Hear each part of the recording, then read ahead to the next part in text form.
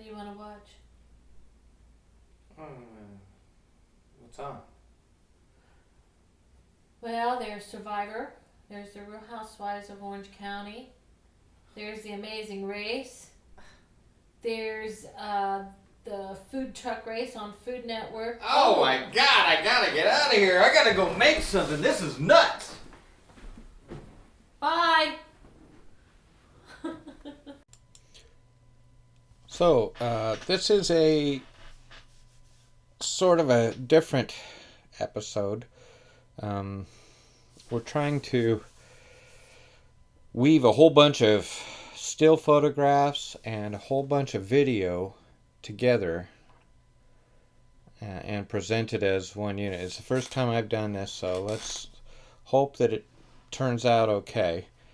What you're looking at right now is a gantry crane that I built to get the milling machine off of the trailer before we actually received it. I built this about a week in advance, and I went to the U-Haul place and I measured the trailer, and then I came back and I built this gantry train to go over it. And you can see that the horizontal portion is attached to two verticals on each side, and that can be adjusted up and down. Okay, so then off we went to Bellingham to get the machine. This just shows a detail, the side view, and they loaded the machine onto my trailer, and then or my U-Haul trailer, and then they put the box on it, which had been removed, on the back of the trailer after the machine was loaded.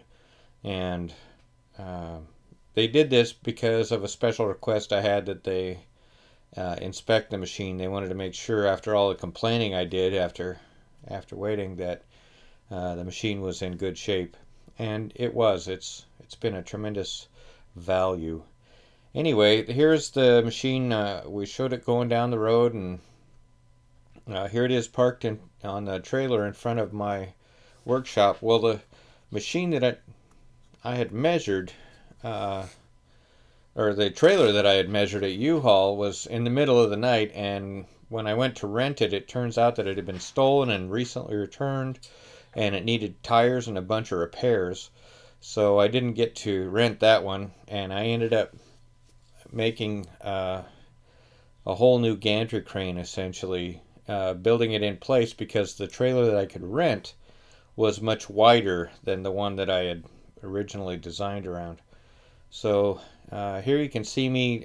We were trying to figure out how to get it off of the trailer, and we wanted to move it back towards the back of the trailer. So we threw a 2x6 across the opening of the trailer and chained to it, and put in a come-along. And here you can see that I had stored the gantry crane in the workshop. There's the upper portion of it. And I had to get that out, so it was time, because we got nowhere trying to pull that big machine towards the back of the trailer, so we decided to just lift it where it was and hope that I could drive out straight enough from underneath it. Now, once again, I unloaded this myself. I had two guys there helping me, but I asked them to not do anything, just to prove that one old fat guy with a bad back could unload this machine by himself, and I'm showing you how. So I unbolted the horizontals, took the two side pieces of the gantry and put them into position, and then found out that I had to use some longer 2x6s and I think I used a 2x8 and a 2x12 this time, which meant that I had to put it up in place and then drill through the existing holes in the upright in order to get it to work. And you can see I've pushed this all the way over to where it hits the gutter on my workshop. There I am drilling the new pieces, because the trailer that I built this for was not available, so the next one up was much wider, and it turns out that the old one that it was designed for was literally that, an old one, and no longer available. Nobody in my area had anything even like it. So I ended up using two longer boards, and that added maybe 45 minutes to the whole unloading process. So there's the new longer boards in place. Everything's getting plumbed, and then I put in the diagonal supports to keep it from racking, and I'm just beginning to lift it right at this moment. So I had to then lift the entire upper portion of the gantry crane high enough where once I was able to get the chain hoist attached to get it where we could drive the trailer out from underneath it. And there you can see the pallet's been removed and the machine is above the trailer, and now I'm getting ready to drive the trailer out from underneath it, and there it goes. And boy, that was a happy moment. Notice that this gantry crane is just made from some old 4x4s and stuff I had laying around. And there it is down on the ground, and oh, was that a good feeling.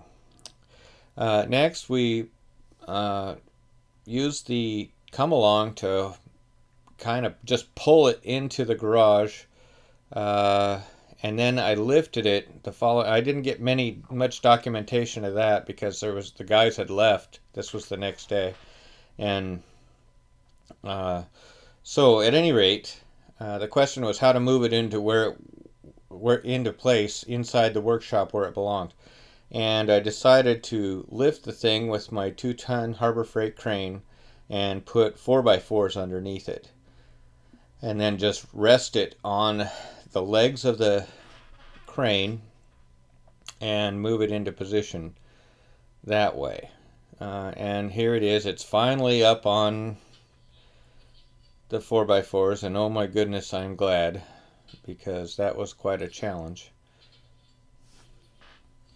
And now I'm turning it 90 degrees from the opening of the garage. I had to pull it in straight, and then I had to move it 90 degrees and push it. And I'm using the finest of Egyptian technology here, as you can tell. That pinch bar is not made for this, but it's good and stout. It's a forged steel rod that I got at Harbor Freight for not very much money. Now you can see me trying to use a dead blow mallet to turn the wheels in the direction I'm going. It turns out that if the wheels are pointing in the right direction, it gets to be a lot easier. Okay, so very carefully aim the wheels in the right direction here. And the machine is being supported a little bit by the hoist, but mostly it's just sitting on those two 4x4s, or probably 3x3s. Those came from the pallet that the machine was on originally. And I would do some things differently if I had to do it again. Now, right by my right foot there, you can see that there's a pretty bad increase in height of my pad. My pad's not smooth, nor is it level or anything like that. Okay, now that the wheels are straight, we use the pinch bar to move it just a little bit at a time. I said move it a little bit at a time. Come on, keep at it, it'll move. It was kind of hard to get a good bite there because my toolboxes or my bench was in the way. All right, there we go. Now we'll start moving. I think the worker needs a little rest.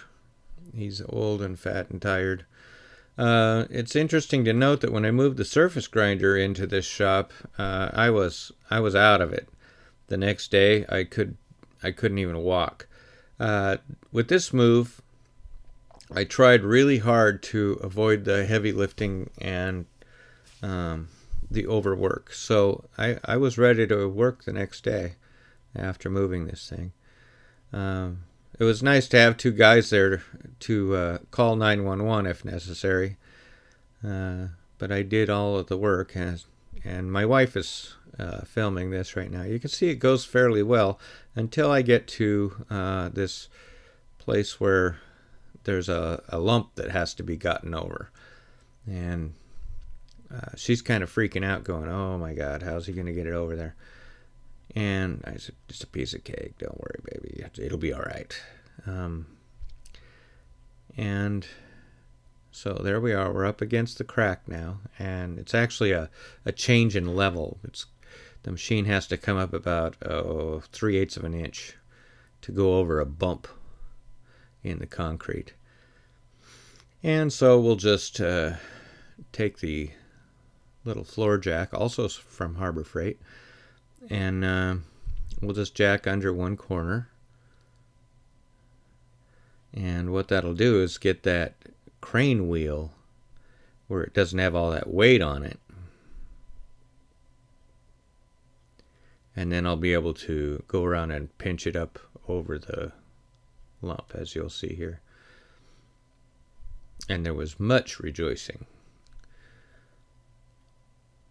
There it goes. Boom. It's up over. Now I'll do the same thing on this near side to get this front wheel, or this wheel that's towards us, over.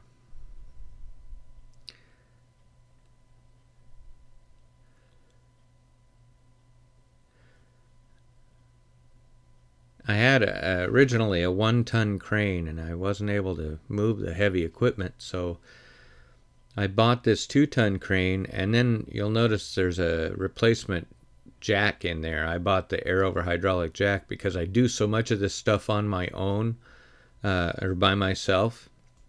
It's nice to be able to, while holding something, jack the jack up and down without having to get around on the other side. I can just press a button and up it goes. It makes a big difference. Okay, so now we've just about got the mill where we want it to live forever.